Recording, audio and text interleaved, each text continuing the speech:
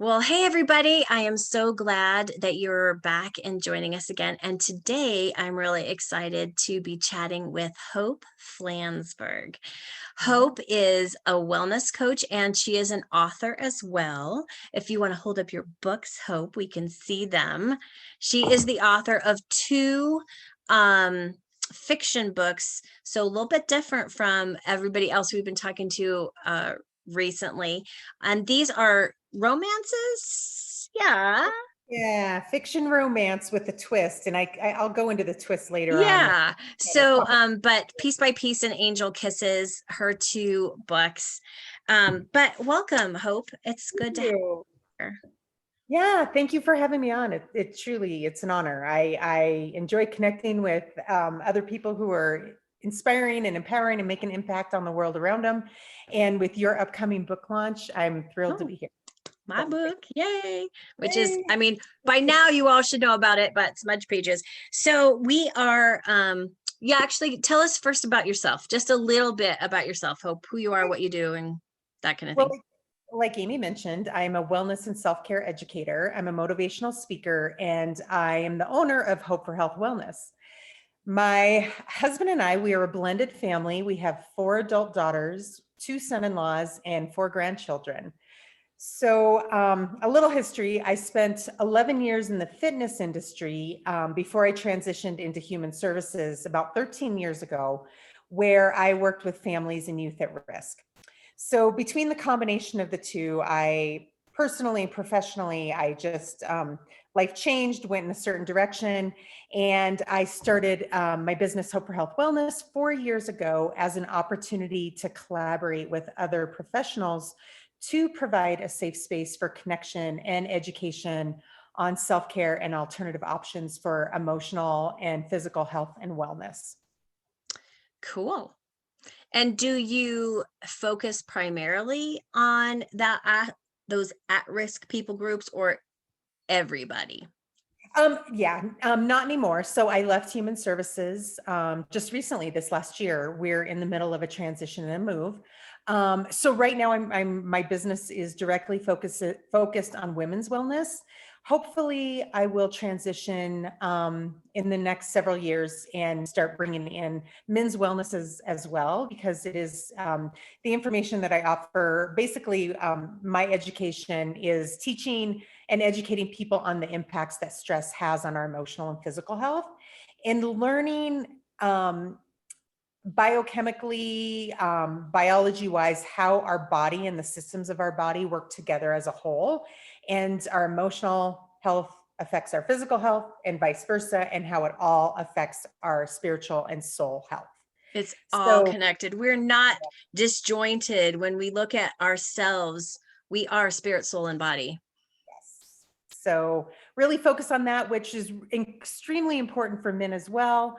But right now I've just, We, the last 4 years you been have to focused start on. somewhere. Right, exactly, exactly. Okay. Well, one of the reasons why I asked Hope to join us here was because she definitely has a unique story and a unique history, which comes into play with the idea that God uses, we don't have to be perfect. God uses broken people and with smudges on our pages, and he can redeem that situation and bring us to a place of healing and hope, and then use us for his glory. Yeah. And so, Hope, why don't you tell us a little bit about your life struggle and where you found yourself, or how you got to the place where you were like, okay, I'm broken here and I need some help. Yeah, exactly. So when I'm telling my story, and getting to know people and just connecting with people, I call it my emotional upheaval. And my emotional upheaval started in my mid 20s, actually early 20s, and it lasted for about 10 years. So why I had some previous trauma with the premature birth, a traumatic premature birth of my twin daughters. And then 3 years after that, I went through kind of a very unusual I guess you could say unexpected divorce, unusual, unexpected divorce. And I was the classic avoider. I had a habit of just checking into survival mode during challenging and tough times. So I didn't understand grief. I didn't understand trauma, and I really had no idea how both of them were changing me and the effect they had on my emotional and physical health. So fast forward, I'm in my mid early, I was about 33, 34, had met my now husband, and we're blending our family. And the blending of our family brought about a variety of challenges, very chronic, I guess you could just call it chronic stress with some really unique circumstances that the entire family as a whole were dealing with. Unprocessed trauma. Both my husband and I had unprocessed trauma, and you bring that into a relationship, and there can be some explosions that happen. So we were dealing with chronic stress, toxic relationships, unhealthy relationships for quite a period of time. And then I was diagnosed with fibromyalgia. So that was the pivotal turning point for me, where I really had to recognize how that unprocessed trauma that I buried by staying in survival mode was defining the and affecting the way I was showing up in my relationship with myself, how I felt about myself with others, but also spiritually in my relationship with God. You and I have so many parallels in our lives. I mean, I'm just you're saying these and I'm like, wow, I had a very similar experience there. Wow, that was similar too. I didn't go through a divorce, but definitely had, a very traumatic loss of a childbirth, Mhm. really weird miscarriage that was totally abnormal. Not that miscarriages are normal, but um, and then spiraled to had some other stuff that happened at the same time, spiraled to health issues, like so similar. But you and I both, the coping mechanism was, I'm just gonna muscle through, Yes, we just do. gonna Yeah. muscle through, and I'll just pull myself up by the bootstraps and I'll just get her done, because that's what we got to do, right? I just gotta get her done. Yeah. And so that mindset, in my book, that is lie number 10, Mhm. that I have to do it all. I have to do everything myself. Yes. And talk about where that led you, that mindset of I've got to do this and I just will. Well, a couple things, and I want to touch a little bit on what you just said. I think there are so many similarities that not only we as women, but we as humans experience in this life that aren't, maybe the circumstances are different, but our reactions and our behaviors and what we go through and the grief and the pain and the hurt is And the very, mental block, the yeah, lies. Yeah. yeah.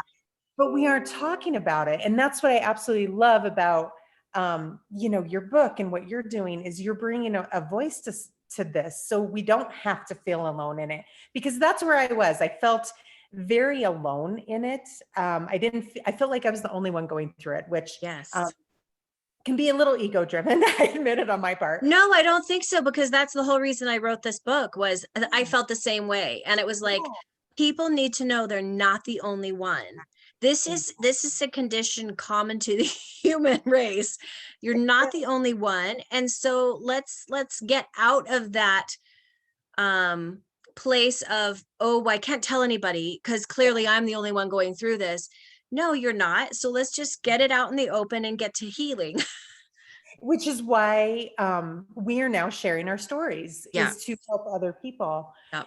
So, my faith was always strong. I grew up in a very strong faith household, but I was very independent and I do have a lot of pride. And that got in the way of me seeking help, not only from God, but even from other people. I hated Yep. asking for help. Me too. Yeah, I know. So when I hit rock bottom, it was like, I knew God was beside me when I was raising my kids. I knew that God was guiding me out of tricky and unhealthy situations. And then when it came to trusting the direction of my life, I knew God had control of all of that. But when my self-esteem plummeted, when it was at its lowest and I had high anxiety, and during that time, I felt really unlovable. So that's when I didn't necessarily seek that out from God. I started seeking out my self-worth and my value from other things, other people, materialistic ways, which was kind of a, a love-hate relationship for me.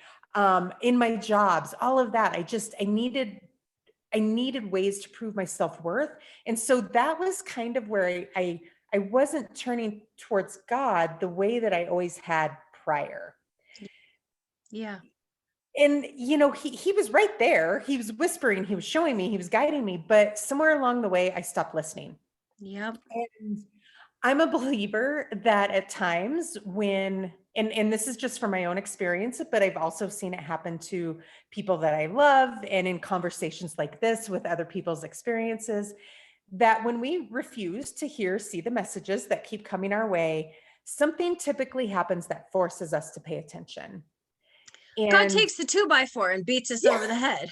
I know I got hit. Hello? I Yeah, tried to say this the nice way, but you're not getting it. So let me make it clear. whack. Yep, I got whacked. So, and I got whacked and it was very, very painful, but ultimately it was a beautiful reminder that my worth, my love, my value, and my place in this world comes from something bigger than everybody else around me. And so like I said, that was a huge pivotal moment for me of Hope, what are you doing? And get back on track and seek me out. Stop seeking out the stuff that's not truly going to give you what you need. Yeah.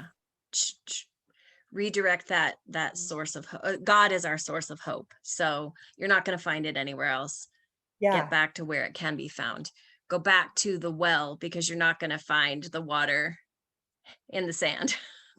Well, Yeah. and don't get me wrong, I'm human. So when hard things happen and when I'm faced with adversity, I can still easily get off track. Sure. But I do believe that God uses angels in the disguise of friends and loved ones to bring in those little reminders that get us back on that path that's really intended for us. And I even had it happen literally 2 months ago because, like I said, we're smack dab in the middle of an in between transition Yeah. that's telling my husband and I to move forward and follow a dream. But because it's transition and because things have shifted, I have a lot of mental triggers that have been coming up for me around it. And I've kind of been an emotional mess, I'm not going to lie. But it's been good because I know in kind of that place, there's transition happening. But it was about a month and a half ago, one of my life coaches asked me, he said, are you seeking your answers from fear or are you seeking them from faith? Are you seeking out your higher power to find where are you finding your answers? And right then I was like, oh, I knew I was seeking them from past experiences out of fear. So again, angel in disguise giving me a much needed reminder of where I really needed to be putting my energy. And I love the fact that you are iterating the point that just because um, we walk through a journey and we find success and maybe we're even helping other people, it doesn't mean we've suddenly arrived and everything's perfect, like it's a give and a take. It comes and it goes, and that's okay. And it's okay to um yeah, anyway, Yeah. I like that idea that you know we find success and then we need some help again, and then it's a process and a journey that keeps going. Really, it will till we see heaven. Yeah. But Yeah. God is faithful to always bring us back to him, right? Draw us Yeah. back to him, draw us back to Yeah. him. And he does. He just keeps and that's I've kind of, had to when these things happen because we're all in different seasons of our lives at different times. We all hit different, I call them milestones, even the painful ones are milestones. And when we're in these transition periods of these milestones, it's always an opportunity to get closer to him. Yeah. Yeah, and like I said, I get off track, so I always got to keep reminding myself of that. And blessed to have a community of people around me who also remind me of that as well when I get off track. So, Nice. So, what do you think was the main um redemption thing that God did for you? What was the biggest thing that God did in your healing or redeeming that situation? truly, I think once I got smacked in the head with a 2x4, um, and I was able to change my intention, it truly was the people he brought into my life. It was, and I talk about this in my wellness education when I'm starting to work with clients. I have had so many professionals, practitioners, life coaches, mentors. They just started crossing my path. And I don't know if I woke up and just started seeing them in a different way, or what it was, but these people just started crossing my path, and they were teaching me, and they were supporting me, and they were encouraging me, and I was learning from them. And so I would say that was the biggest blessing that happened. I mean, there were so many. It's hard Sure. to just, Yeah. Yeah, pick yeah. one, but I think that Community. So that was, element of community.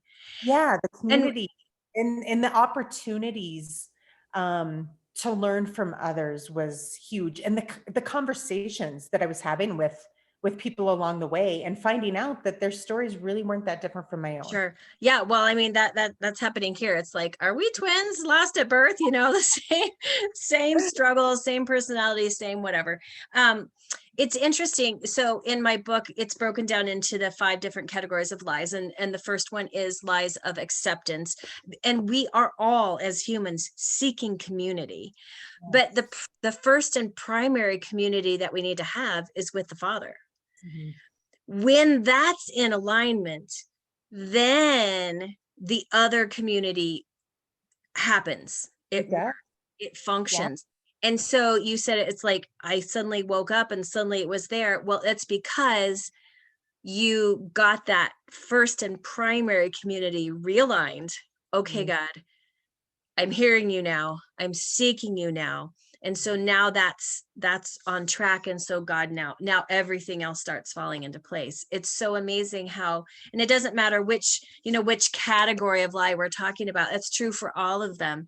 When we get ourselves aligned with God where we're supposed to be, now everything else works. It's Yeah. And when we're trying to make it work without him that it doesn't work at all.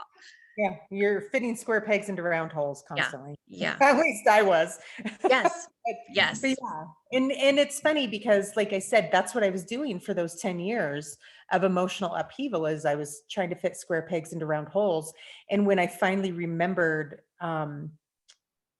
he wasn't far away in everything that I was doing, but when I finally remembered my source and where to get that from, it's been so interesting to look back now, those 15 years ago, when that pivotal time happened for me, and the transformation and the things that have changed and the direction my life started going. It's amazing, and I feel So very, good. I It's don't so take it for good. granted at all. Well, I am really glad that was God brought you through that to a new place. And tell us, I mean, we talked about this before at the beginning, what you're doing now, but what is the crux of your message now to people? So once I kind of woke up and started sharing my story and started getting vulnerable and connecting with, um, men and women whose stories were not different from mine, Yeah. I saw kind of a connection with, we all develop ways to survive. We all have, like you said, to get through or simply function, we got to pull our pants up and we just got to do it. But underneath some of those masks and the disease of being busy that help us avoid, we all crave a better quality of life. We all want vital, balanced energy. We want to find fulfillment and joy in our experiences. Nobody wants to be a body just going through the motions of life. Sure. But as we talked about, many of us feel alone and isolated on our journey, and it can be scary to be vulnerable and authentic. So my passion now is to support others as they travel the path to advocate for their emotional, physical, and spiritual and soul wellness. So my mission is to empower, inspire, strengthen, and give women hope as they travel through these different seasons of life, because there are many. There are so many seasons that we go through, and no one should have to do it alone. So I do that through my wellness education, because we, even though we do focus on self-care, we also bring that component of spiritual and soul wellness into it. Because it's part of it. It's part of who It we is. are, and it does affect our physical well and mental well-being. Yeah. Yep. Yeah, it's all combined. So we got to look at ourselves as a whole. So I do it through my education classes, and then my fiction romance novels, how that's tied to it. Like I said, fiction with a twist.